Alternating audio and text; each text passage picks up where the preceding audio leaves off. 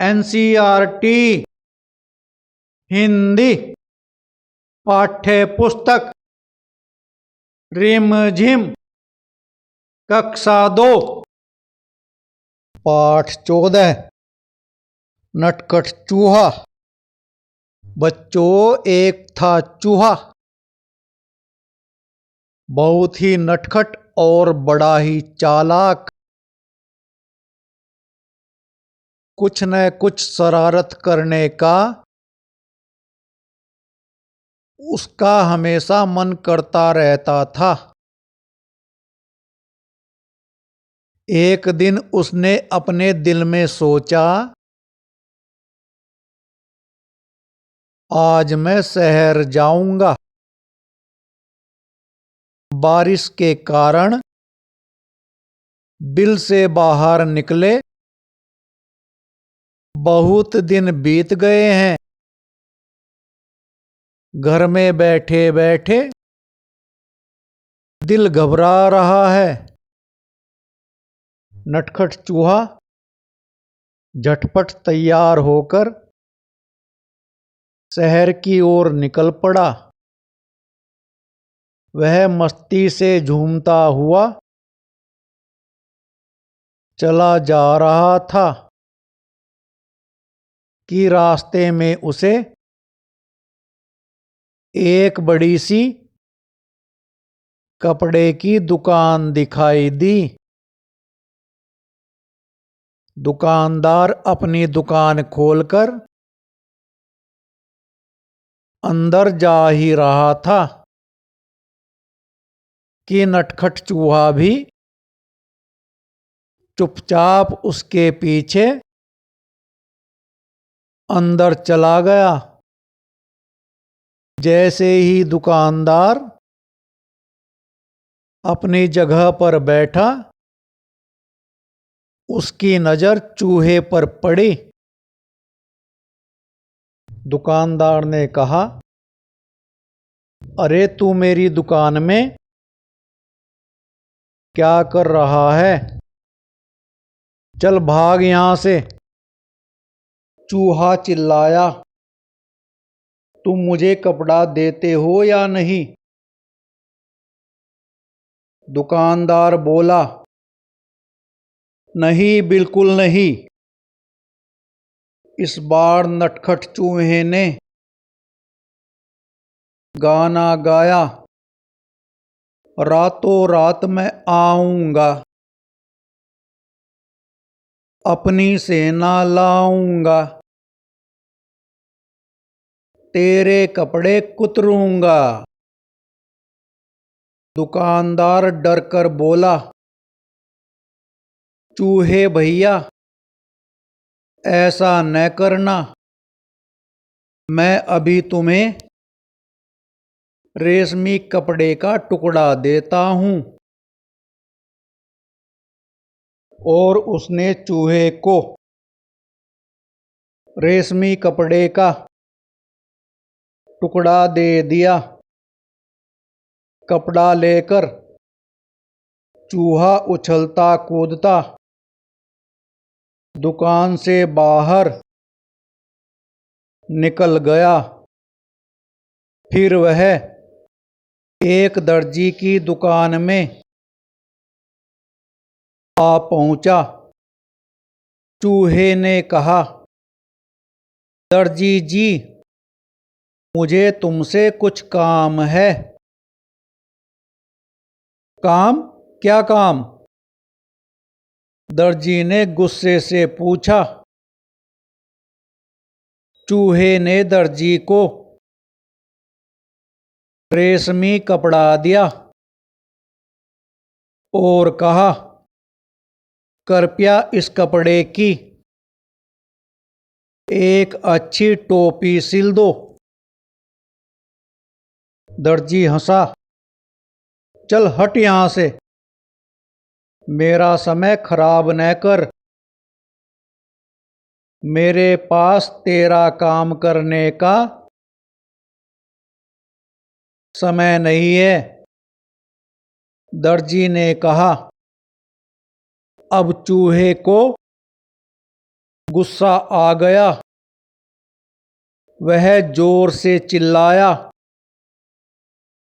तुम मेरी टोपी सिलोगे या नहीं? नहीं नहीं नहीं, दर्जी ने कहा। तो ठीक है, चूहा बोला और गाने लगा, रातों रात मैं आऊंगा, अपनी सेना लाऊंगा, तेरे कपड़े कुतरूंगा। दर्जी ने कहा, चूहे भैया, ऐसा न करना, मैं अभी तुम्हारी टोपी बनाता हूं और थोड़ी ही देर में दर्जी ने चूहे के लिए एक सुंदर सी रेशमी टोपी तैयार कर दी। नटखट चूहे ने उसे पहना और फिर अपना चेहरा आईने में देखा। यह टोपी तो एकदम सादी है, मैं इस पर चमकीले सितारे लगवाऊंगा। चूहे ने सोचा। वह कूदता फांदता दुकान से बाहर निकल गया। वह सड़क पर शान से चल रहा था कि उसकी नजर एक छोटी सी दुकान पर पड़ी, जहां सुनहरे और रुपहले सितारे बिक रहे थे। अंदर जाकर वह इधर उधर उछलने कूदने लगा। दुकानदार ने कहा, अरे चल यहां से, तू यहां क्या करने आया है? चूहे ने कहा, मैं अपनी टोपी के लिए सुनहरे और रुपहले सितारे खरीदने आया हूं। दुकानदार ने कहा, भाग यहां से, मुझे बेवकूफ बनाने की कोशिश न कर। एक चूहे को सितारों से क्या मतलब? तुम मुझे सितारे बेचोगे या नहीं?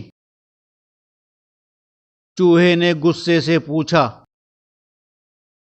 नहीं नहीं नहीं, मैं तुम्हें सितारे नहीं बेचूंगा, दुकानदार ने कहा। फिर चूहे ने उत्तर दिया, रातों रात मैं आऊंगा, अपनी सेना लाऊंगा, सारे सितारे बिखेरूंगा। दुकानदार ने कहा, चूहे भैया ऐसा न करना, मैं तुम्हारी टोपी के लिए रंग बिरंगे सितारे दे दूंगा, और यही नहीं, उन्हें तुम्हारी टोपी में टांक भी दूंगा। अच्छा तो जरा जल्दी करो, चूहे ने कहा। टोपी बनकर तैयार हो गई। चूहा टोपी पहनकर आईने के सामने खड़ा हुआ तो खुशी से उसका मन नाच उठा। वह सोचने लगा, मैं भी किसी राजा से कम नहीं हूं, मैं अपनी सुंदर टोपी किसे दिखाऊं? चलो अपनी चमकीली टोपी राजा को ही दिखाता हूं। 1 घंटे के अंदर ही नटखट चूहा राजमहल में राजा के पास आ पहुंचा। वह राजा के सामने जा खड़ा हुआ। राजा अचानक चूहे को देखकर बहुत हैरान हुआ। उसने पूछा, अरे तुम यहाँ क्या कर रहे हो? चूहे ने कहा, महाराज पहले यह बताइए कि मैं इस टोपी में कैसा लग रहा हूं? राजा ने जवाब दिया, वाह, तुम तो एकदम राजकुमार लग रहे हो। चूहा झटपट बोला, अच्छा तो फिर उतरो गद्दी से, यहां मैं बैठूंगा। राजा को हंसी आ गई। उसने कहा, भाग यहां से, मेरा सिंहासन चूहों के लिए नहीं है, केवल एक राजा ही इस पर बैठ सकता है। चूहे ने पूछा, तो क्या तुम मुझे अपनी गद्दी नहीं दोगे? बिल्कुल नहीं, मैं तुम्हें अपना सिंहासन नहीं दूंगा। राजा ने उत्तर दिया, तो तुम नहीं उतरोगे? चूहे ने फिर से पूछा। नहीं नहीं, राजा अपनी बात पर अड़ा रहा। राजा ने आदेश दिया, पकड़ लो इस चूहे को। सिपाही चूहे को पकड़ने दौड़े। चूहा सरपट उनके बीच से निकल गया और सिपाही एक के ऊपर एक गिर पड़े। अब चूहे ने अपनी कमर पर हाथ रखकर कहा, रातों रात मैं आऊंगा, अपनी सेना लाऊंगा, तेरे कान कुतरूंगा। राजा ने सोचा, चूहों की फौज तो पूरे महल को तहस नहस कर देगी। वह डर से कांपने लगा। चूहे ने फिर कहा, रातों रात मैं आऊंगा, अपनी सेना लाऊंगा, तेरे कान कुतरूंगा।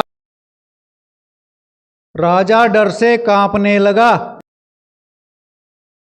कांपती आवाज में उसने कहा, चूहे भैया, तुम बेकार में नाराज हो रहे हो। मैं अपनी गद्दी से अभी उतरता हूं और तुम शौक से जितनी देर चाहो इस पर बैठ सकते हो। चूहा बहुत खुश हुआ। शान से वह सिंहासन पर बैठ गया